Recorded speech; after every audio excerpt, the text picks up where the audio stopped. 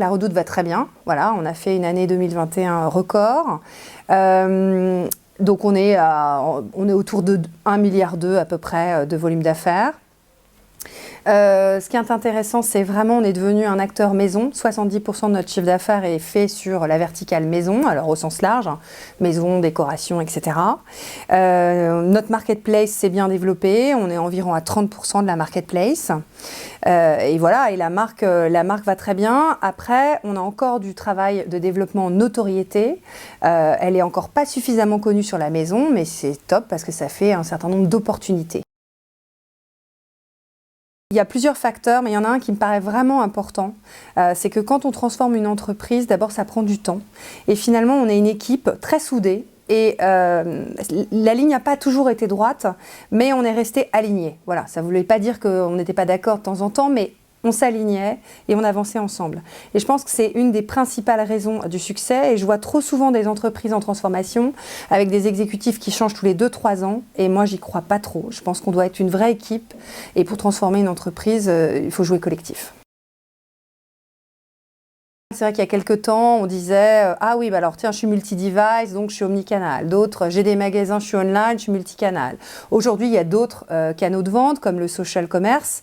Donc c'est sans fin, en fait. Demain, il y aura la télé connectée. Il y a, sur certaines verticales, tu as le vocal. Pour l'instant, bon, dans nos verticales à nous, ça se développe pas trop. Mais donc tu vois bien que c'est surtout protéiforme. Et c'est finalement, pour moi, une façon... C'est plus...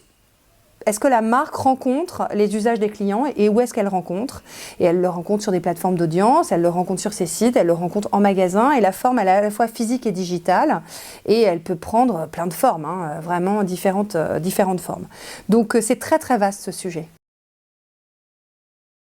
On était un catalogue de VPC surtout prêt-à-porter. Il y avait un peu de maison à l'époque, mais c'était surtout prêt-à-porter, avec des magasins qui étaient plutôt des points-service, d'ailleurs des magasins de mode et des points-service catalogue et crédit à l'époque. Hein.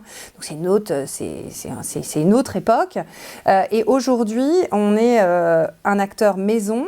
Et l'intérêt du magasin, c'est finalement de recréer une expérience de marque différente. La verticale maison se vend très bien en online, mais si tu veux faire la différence, le fait d'être passé physiquement dans un showroom ou dans un magasin, de vivre le produit de façon sensorielle, le toucher, la qualité, etc., voir, essayer, c'est hyper important. C'est une quinzaine de magasins, soit MPM, soit la Redoute intérieure. C'est surtout aussi, là, depuis septembre l'année dernière, des corners, mais vraiment dignes de ce nom, dans les Galeries Lafayette, à la fois la Redoute intérieure et AMPM.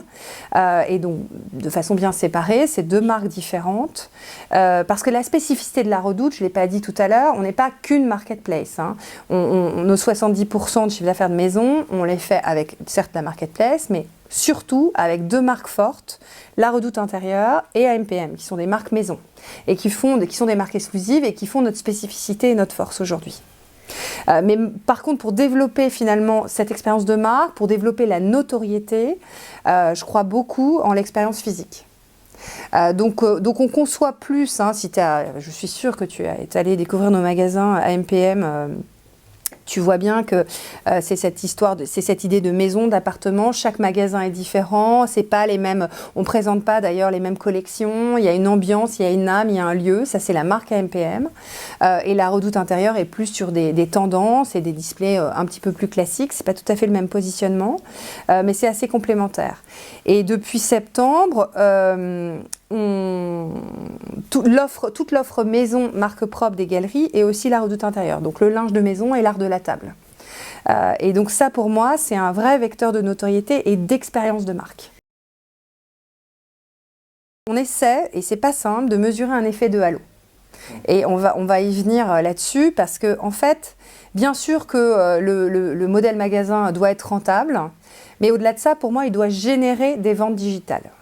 Finalement, je peux avoir besoin de réflexion pour acheter un canapé, un meuble, une table basse. Donc je l'ai vu, voilà. Et donc pour moi, le Graal, c'est je suis passée en magasin, j'ai une autre expérience avec la marque et j'aimerais pouvoir capter les ventes à 1 jour, 3 jours, 5 jours, 15 jours, 20 jours, etc. Les cycles d'achat peuvent être parfois longs sur de la maison, la prise de décision peut être longue. Donc on a des méthodes pour calculer cet effet de halo. Mais c'est pas si simple, c'est assez early stage et c'est vraiment pour moi le Graal de savoir ça. Parce qu'après tu pousses, alors là on va avoir des stratégies pour vraiment pousser le drive to store, certes pour développer les ventes, mais aussi pour développer la visite. D'abord, on va vers un monde où je pense que ça va être quand même la guerre de la data. C'est déjà aujourd'hui cœur business pour plein de choses, pour la satisfaction client, pour les collections, pour le stock management, enfin pour tous les métiers de l'entreprise en retail. On va vers un monde digital, publicitaire beaucoup plus fermé, beaucoup plus contraint. Donc finalement, d'avoir sa propre data et comprendre finalement de plus en plus finement l'usage de nos clients, leurs visites et comment ils achètent et quel est finalement alors plus que le parcours client, mais leur modèle décisionnel d'achat est clé.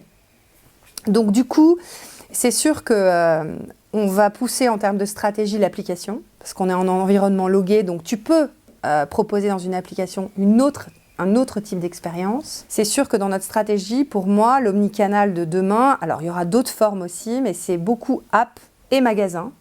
Moi, c'est le Graal. Le client qui va en magasin et qui a mon app, pour moi, c'est le client qui doit vivre la meilleure expérience de la Redoute. Et ensuite, il y a évidemment d'autres modes de vente sur lesquels on commence à s'intéresser, comme le live shopping, par exemple, que je trouve assez intéressant, qui est finalement un mode hybride puisqu'il est incarné, humanisé par des gens, mais il est digital. Donc il existe depuis longtemps en Asie, il est clos en Europe depuis le Covid. On a tous des expériences là-dessus. C'est pas encore, je peux pas te dire que c'est encore un chiffre très significatif du business. Néanmoins, j'y crois beaucoup dans la relation que tu peux avoir à la marque. Pour transformer la Redoute, on est passé d'un modèle catalogue à un modèle de marketing digital vraiment sur l'acquisition et avec un développement d'un marketing à la performance et donc bas de funnel assez puissant. Je pense que cette ère est un peu révolue. Alors, on va continuer à le faire, c'est évident, mais c'est pas suffisant. C'est pas suffisant et ça fait un moment que dans nos études clients, on voit bien que ce qui compte avant tout, c'est la fidélité, mais dans le sens, est-ce que le client est satisfait ?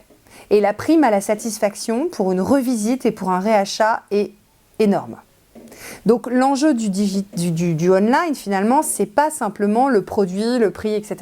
C'est aussi de délivrer ce produit plus le service qui va avec et avoir un service excellent. On travaille encore beaucoup sur alors le NPS, la satisfaction client, les plans d'action, etc. On peut en penser ce qu'on veut, mais c'est une façon d'animer les équipes et d'aller travailler à la source l'expérience client et d'améliorer en permanence cette expérience client. Et on a gagné énormément en satisfaction et on voit que ça a un impact sur le réachat. Donc on croit beaucoup au marketing d'expérience. Alors là, j'ai beaucoup parlé de l'après-vente, mais le marketing d'expérience, c'est aussi l'avant-vente. Et c'est comment, finalement, j'inspire mes clients, qu'est-ce que je leur offre comme type de service en avant-vente qui vont leur faire préférer la Redoute. Et donc, c'est des questions qu'on se pose beaucoup en ce moment sur l'inspiration, mais quelle forme d'inspiration ? Il y a ces notions, en fait, on n'est plus dans un monde, top-down, monostyle. Les gens veulent de l'authenticité, veulent faire de la co-création. Donc tout ça challenge finalement ton modèle et te dit, ok, comment moi en tant que marque, je me positionne sur l'avant-vente et qu'est-ce que je propose comme expérience ? Cette notion d'authenticité m'intéresse énormément. Je pense que quelle que soit finalement la maturité technologique, digitale d'une marque, si elle n'est pas authentique, si elle n'est pas incarnée, elle a assez peu d'avenir. Tu sens que les gens ont envie de vrai, voilà. C'est une tendance très sociologique, hein, il y a pas mal d'articles là-dessus, et je trouve ça très intéressant. Parce que quelque part, malgré toute cette transformation, toute cette digitalisation, on revient à quelque chose d'assez central.